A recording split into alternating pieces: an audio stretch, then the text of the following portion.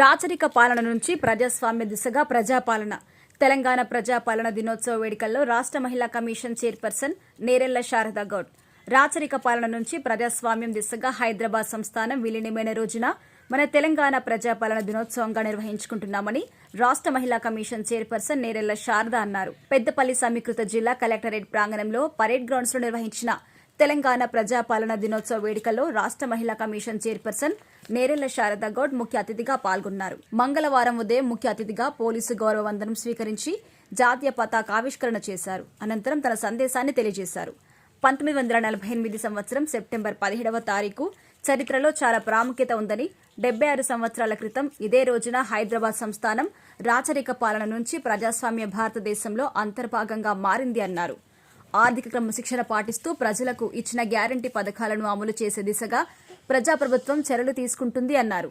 ప్రజాప్రభుత్వం ఏర్పడిన 2 రోజుల వ్యవధిలోనే మహాలక్ష్మి పథకం కింద మహిళలకు ఆర్టీసీ బస్సులో ఉచితంగా బస్సు ప్రయాణం సౌకర్యం కల్పించామని, 500 రూపాయలకే గ్యాస్ సిలిండర్ సరఫరా పథకాన్ని ప్రారంభించామని, రాష్ట్రంలోని పేదలకు గృహ అవసరాలకు 200 యూనిట్ల వరకు ఉచితంగా విద్యుత్ సరఫరా చేసేందుకు ప్రభుత్వం గృహజ్యోతి పథకాన్ని ప్రారంభించింది అన్నారు. రైతు సంక్షేమమే ప్రథమ లక్ష్యంగా ప్రజాప్రభుత్వం పనిచేస్తుందని, ఏకకాలంలో రుణమాఫీ అంశాన్ని ప్రస్తుత ప్రజాప్రభుత్వం సుసాధ్యం చేసిందని, 2 లక్షల వరకు రైతులకు రుణమాఫీ చేశామన్నారు. మహిళల్ని ఆర్థికంగా ఎదిగేందుకు తోడ్పాటు అందించాలనే ఉద్దేశంతో ప్రభుత్వం ఇందిరా మహిళా శక్తి కార్యక్రమాన్ని రూపొందించి వచ్చే 5 సంవత్సరాల కాలంలో దాదాపు లక్షల కోట్ల రుణాలు మహిళలకు అందేలా చర్యలు తీసుకుంటున్నామని తెలిపారు. ఈ కార్యక్రమంలో జిల్లా కలెక్టర్ కోయ శ్రీహర్ష, పెద్దపల్లి ఎమ్మెల్యే చింతకుంట విజయరమణారావు, రామగుండం ఎమ్మెల్యే మక్కాన్ సింగ్ రాజ్ ఠాకూర్, అదనపు కలెక్టర్లు జె అరుణశ్రీ, శ్యామ్ ప్రసాద్ లాల్, డీసీపీ ఎం చేతన, ఆర్డీఓ బి గంగయ్య, కలెక్టరేట్ ఓ శ్రీనివాస్, జిల్లా అధికారులు, ప్రజాప్రతినిధులు, సంబంధిత అధికారులు పలువురు పాల్గొన్నారు. ఈ సందర్భంలో మన రాష్ట్రంలో జరుగుతున్నటువంటి కొన్ని విషయాలను మీతో పంచుకుంటాను. ప్రియమైన సోదరి సోదరులారా, జిల్లా ప్రజలందరికీ తెలంగాణ ప్రజాపాలన దినోత్సవం సందర్భంగా నా హృదయ శుభాకాంక్షలు. చరిత్రలో 1948 సంవత్సరం సెప్టెంబర్ 17వ తేదీకి ఒక విశిష్టత ఉంది. 76 సంవత్సరాల క్రితం ఇదే రోజున మన తెలంగాణ భారతదేశంలో అంతర్భాగంగా మారింది. రాచరిక పాలన నుండి ప్రజాస్వామ్య పాలన దశలోకి పరివర్తన చెందింది.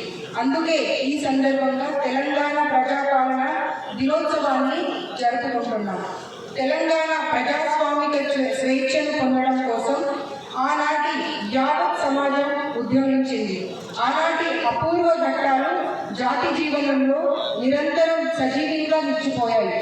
నేటి సందర్భంలో ఆ ఉజ్వల ఘట్టాలను, ఆనాటి యోధుల వెలకట్టలేని త్యాగాలను కలుచుకోవడం మనందరి బాధ్యత. ఆదివాసీ యోధుడు కొమరం భీమ్ తన అమరత్వంతో చరిత్రను వెలిగించిన దొడ్డి కొమరయ్యలతో పాటు నాటి పోరాటానికి నాయకత్వం వహించిన మహనీయులు రావి నారాయణ రెడ్డి, స్వామి రామానంద తీర్థ, భీమిరెడ్డి నరసింహారెడ్డి, వీరవనిత ఆకలి ఐలమ్మ, ప్రజా ఉద్యమానికి సేనాధిపతిగా నిలిచిన ఆరుట్ల రామచంద్రారెడ్డి, ఆరుట్ల కమలాదేవి, బొమ్మగాని ధర్మభిక్షం గౌడ్, దేవులపల్లి వెంకటేశ్వరరావు, బద్దం ఎల్లారెడ్డి, అలాంటి వాళ్ళు ప్రజానేతల త్యాగాలను సగర్వంగా స్మరించుకుందాం. బండి యాదగిరి, షోయబుల్లా ఖాన్ లాంటి సాహితీ మూర్తులకు ఘనమైన నివాళులు అర్పిద్దాం. ఏర్పాటు చేసి ప్రజలకు ఇచ్చిన ప్రతి హామీని నెరవేర్చే దిశగా పనిచేస్తున్నామని తెలుపుచున్నాను. ప్రజాప్రభుత్వం ద్వారా పెద్దపల్లి జిల్లాలో అమలు చేస్తున్న సంక్షేమ అభివృద్ధి కార్యక్రమాలకు క్లుప్తంగా మీ ముందుంచుతున్నాను. రైతు సంక్షేమమే ప్రథమ లక్ష్యంగా మన ప్రభుత్వం పనిచేస్తుంది. అసాధ్యంగా ఉన్న ఏకకాలంలో 2 లక్షల రూపాయల రుణమాఫీ అంశాన్ని ప్రస్తుత ప్రజాప్రభుత్వం సుసాధ్యం చేసింది.